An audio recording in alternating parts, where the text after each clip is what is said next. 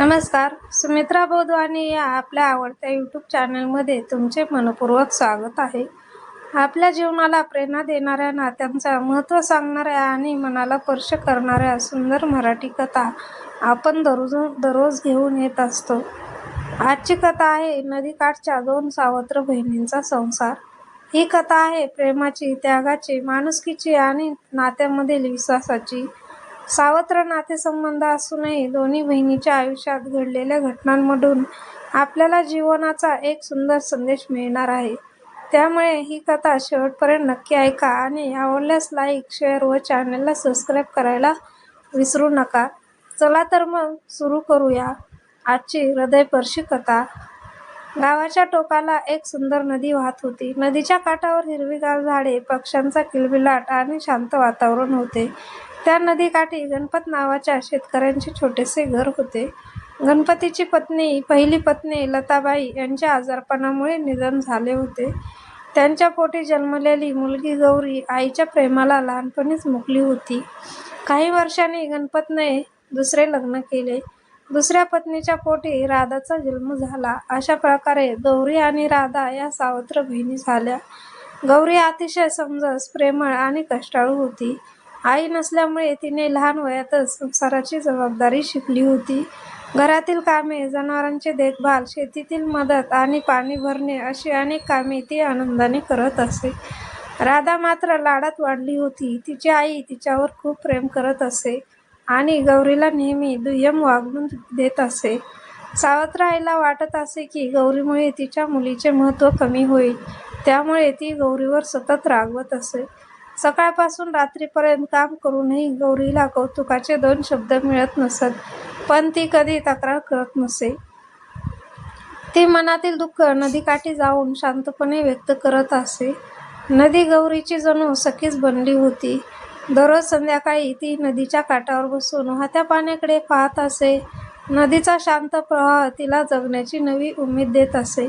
तिच्या मनात कोणाबद्दलही द्वेष नव्हता. राधाला तिच्याशी कठोर वागली तरी गौरी तिच्यावर मनापासून प्रेम करत होती. एकदा उन्हाळ्याचे दिवस होते. गावात पाण्याची टंचाई निर्माण झाली. विहिरी आटल्या होत्या. फक्त नदीतच थोडं पाणी शिल्लक होते. त्यामुळे गावातील स्त्रियांना दूरवर जाऊन पाणी आणावे लागत होते. गौरी रोज पहाटे उठून घरासाठी पाणी भरून आणत असे. एका दिवशी नदीकाठी तिला एक वृद्ध आजी भेटली. आजी खूप थकलेली आणि भुकेली दिसत होती. त्यांनी गौरीला पाणी मागितले. गौरीने ताबडतोब त्यांना पाणी दिले आणि स्वतःच्या डब्यातील भाकरही खाऊ घातली. वृद्ध आजीच्या डोळ्यात कृतज्ञतेचे अश्रू आले. आजी म्हणाल्या, बाळा, तुझं मन खूप मोठं आहे. तू गरीब असूनही दुसऱ्याला मदत करतेस. देव तुझ्यावर नक्की प्रसन्न होईल. गौरीने हसत त्यांना नमस्कार केला आणि घरी परतली. काही दिवसांनी ती घटना तिच्या विस्मरणातही गेली. काळ पुढे सरकत गेला. पावसाळा सुरू झाला. डोंगरात मुसळधार पाऊस पडू लागला. नदीला पूर येण्याचा धोका निर्माण झाला. गावातील लोकांना सतर्क राहण्याचा इशारा देण्यात आला. पण कुणालाच कल्पना नव्हती की यंदाचा पूर इतका भयानक असेल. एका रात्रीत प्रचंड पाऊस सुरू झाला. विजांचा कडकडाट होत होता. नदीचे पाणी वेगाने वाढत होते. मध्यरात्री नदीने रौद्र रूप धारण केले. पाणी गावात शिरू लागले. लोक जीव वाचवण्यासाठी धावपळ करू लागले.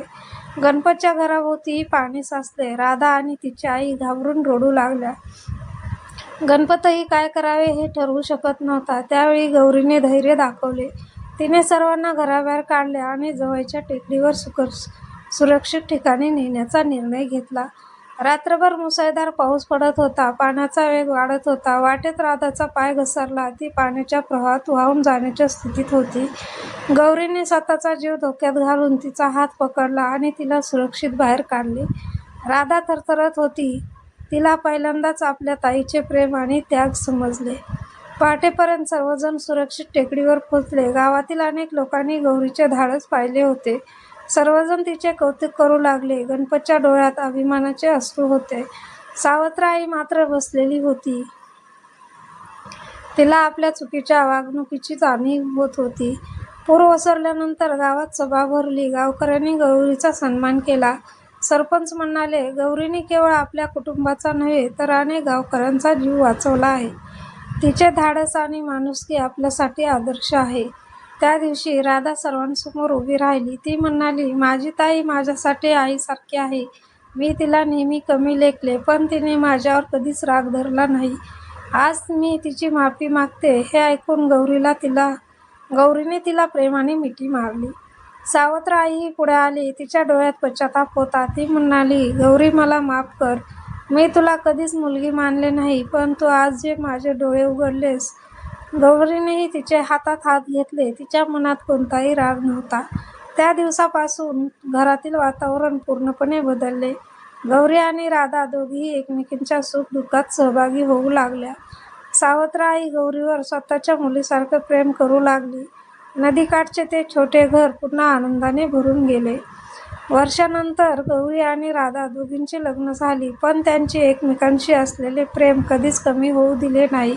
गावातील लोक त्यांच्या नात्याचं उदाहरण देऊ लागले. नदीच्या शांत प्रवाहाप्रमाणे त्यांच्या आयुष्यातही प्रेम, विश्वास आणि आपुलकीचा प्रवाह अखंड वाहत राहिला. नदीकाठच्या 2 सावत्र बहिणींचा संसार ही कथा तुम्हाला कशी वाटली ते आम्हाला कमेंट करून नक्की सांगा.